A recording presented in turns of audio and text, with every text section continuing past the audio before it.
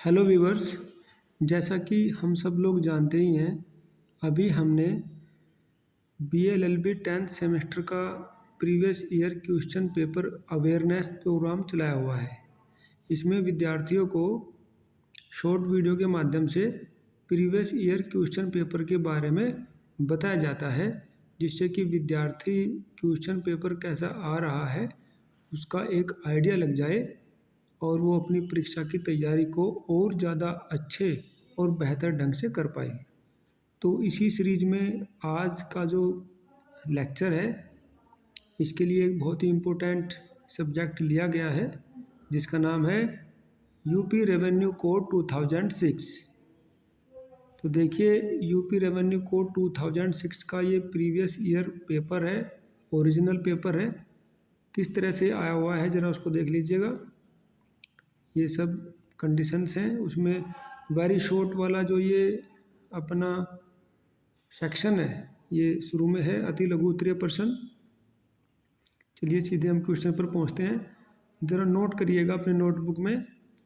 ये बड़े important question है, ये रिपीटेड है, बार बार आते हैं। ठीक है, तो लिखिए, नामांतरण से आप क्या समझते हैं? What do you mean by mutation? Question number 2, अबवाब क्या है? What is cess? Now question number 3, note करिएगा, चक क्षेत्र के बारे में लिखिए। Write about consolidated area. Next, कृषि वर्ष, एग्रीकल्चर ईयर। देखिए, ये BLLB का लास्ट सेमेस्टर है, आप लोगों को बड़ी मेहनत से काम करना है। अपनी तैयारी को कंटिन्यूअस रखिएगा, सफलता बहुत नज़दीक है। पैनल वकील के बारे में बताइए। Tell about panel lawyers. Now short answer type questions, लघु उत्तरीय प्रश्न। अब इसमें देखिएगा, ये 3 क्वेश्चन रहते हैं, इसमें से हमें 2 करने होते हैं। राइट। क्वेश्चन नंबर 6, कलेक्टर की शक्तियों एवं कार्यों की विवेचना कीजिए। Discuss about the powers and functions of collectors. 7, अपीलीय न्यायालय की शक्तियों का वर्णन कीजिए। Explain the power of appellate courts.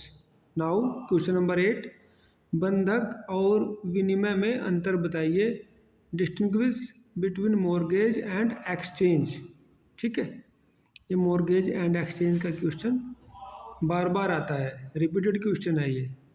अब हम चलते हैं सीधे without wasting any time to the descriptive answer type questions. इसमें देखिए क्वेश्चन नंबर 9, दाखिल खारिज से आप क्या समझते हैं? भैया देख लीजिएगा, ये दाखिल खारिज वाला वेरी शॉर्ट में भी आया है और लॉन्ग में भी आ गया, तो ये बड़ा इंपॉर्टेंट बन जाता है। तो देखिए, दाखिल खारिज से आप क्या समझते हैं? दाखिल खारिज की पूरी प्रक्रिया का उत्तर प्रदेश भू राजस्व संहिता 2006 के अंतर्गत वर्णन कीजिए। तो देखिए, what do you mean by mutation? Explain the whole procedure of mutation under UP land revenue code 2006। Next question, अभिलेख कार्रवाई की अधिसूचना क्या होती है? अभिलेख अधिकारी तथा सहायक अभिलेख अधिकारी की शक्तियों एवं कर्तव्यों का उल्लेख करें। What is the notification of records operation?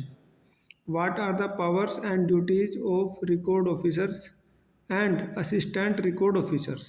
ये क्वेश्चन नंबर 10 हो गया। Now come to the question number 11। Question number 11 देखिए, उत्तर प्रदेश राजस्व नियमावली। देखिए, वो एक्ट था, ये नियमावली है।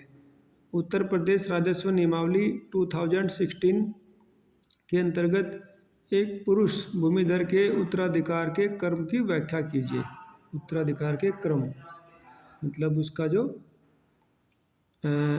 ऑर्डर होता है। Explain the order of succession of a male bhumidhar under UP revenue code rules 2016। 12 पे देखिएगा ज़रा, आसामी और सिरदार से आप क्या समझते हैं? आसामी के अधिकारों की विस्तृत व्याख्या कीजिए। What do you mean by Asami and Sirdar?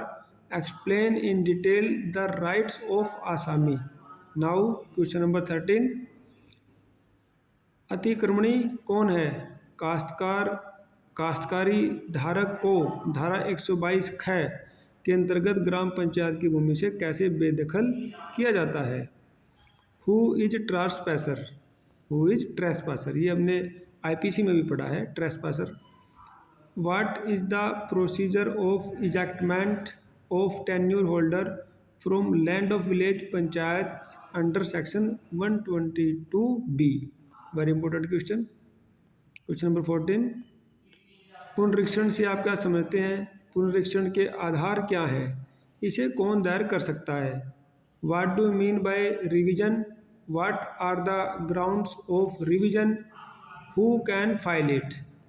Okay, तो इस प्रकार से हम देखते हैं 14 क्वेश्चन पूरे हो जाते हैं। हर क्वेश्चन के पीछे एक कंसेप्ट छिपा हुआ है, हमको उस कंसेप्ट तक पहुंचना है और अपनी परीक्षा की तैयारी उस कंसेप्ट के आधार पर करनी है। अब वो कंसेप्ट क्वेश्चन आंसर फॉर्म में कैसे आएगा, ये मैंने आपको दिखा दिया है कि इस तरह से वो क्वेश्चन आंसर फॉर्म में रखे जाते हैं। देखिए, ये यूपी रेवेन्यू कोड 2006 से संबंधित है। तो विद्यार्थियों को अब इससे पता चल गया कि प्रीवियस ईयर क्वेश्चन पेपर किस, विद्यार्थियों को अब ये पता चल गया, इस बात का आइडिया लग गया कि प्रीवियस ईयर क्वेश्चन पेपर कैसे बनता है और इम्पोर्टेंट क्वेश्चन कौन कौन से हैं। तो ठीक है विद्यार्थियों, अपनी परीक्षा की तैयारी को कंटिन्यूअस बनाए रखें, रोज़ाना अध्ययन करें, क्योंकि परीक्षाएं ज़्यादा दूर नहीं हैं, समय बीतते कोई वक्त नहीं लगता, बहुत जल्दी से ही परीक्षा का कार्यक्रम आप तक पहुंच जाएगा। Now we are ending the session. Thank you for joining. Thanks a lot.